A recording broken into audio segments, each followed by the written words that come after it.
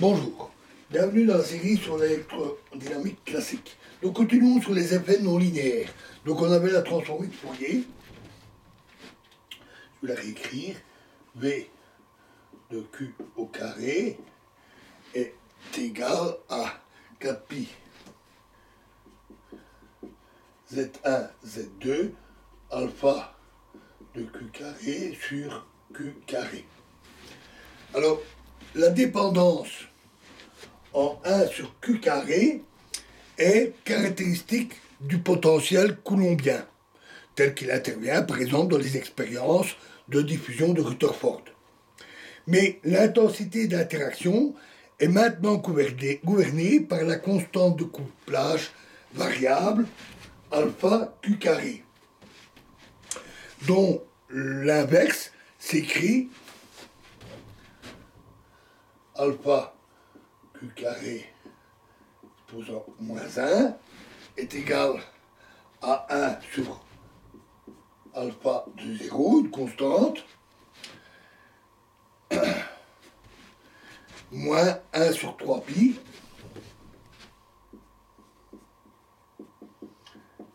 ln de Q carré sur m carré E exposant 5 tiers. Alpha de 0, c'est la constante de structure film. 1 sur 137,026, etc.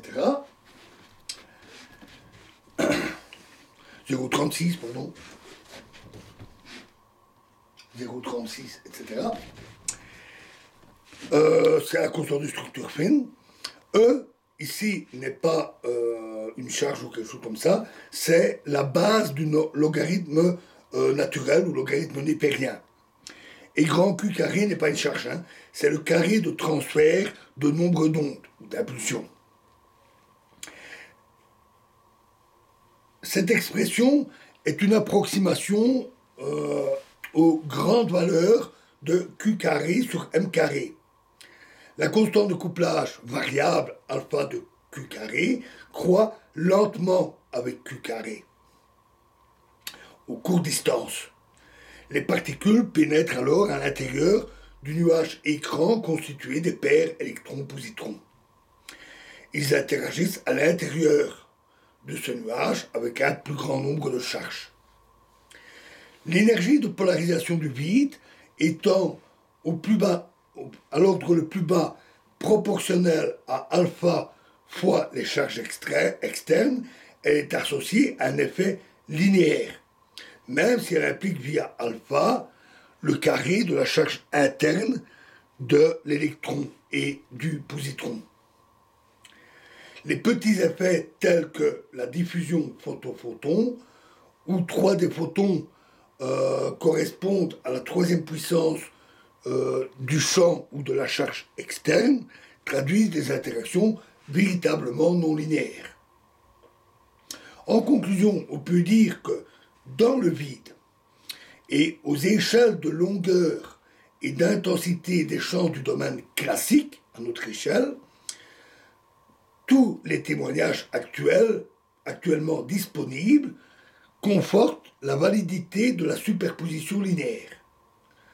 Dans le domaine atomique et subatomique, quelques petits effets quantiques non linéaires apparaissent qui reflètent le couplage entre les particules chargées et le champ électromagnétique.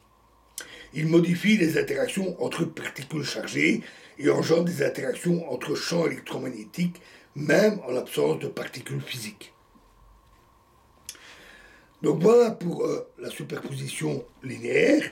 Dans la prochaine vidéo, nous allons passer aux équations de Maxwell macroscopiques, c'est-à-dire celles impliquant des matériaux, des substances avec certaines propriétés électriques et magnétiques. Je vous remercie.